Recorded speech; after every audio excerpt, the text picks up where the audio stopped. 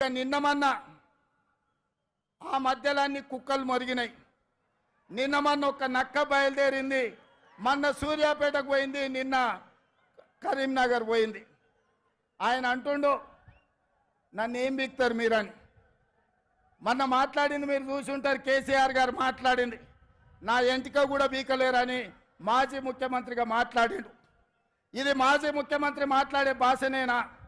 భాష గురించి, భావం గురించి, ప్రజా సమస్యల గురించి మాట్లాడే చంద్రశేఖర్ రావు 10 సంవత్సరాలు ఈ తెలంగాణ రాష్ట్రంని పట్టి పీడించి వేధించి దోసుకొని దోపిడి దొంగలాక అడవి పందుల్లాక తెలంగాణ రాష్ట్రాన్ని సర్వనాశనం చేసి 10 సంవత్సరాలలో 100 సంవత్సరాల విధ్వంసం చేసినావు. ఇవాళ మమ్మల్ని ఎంటిక బీకలేరంటావా?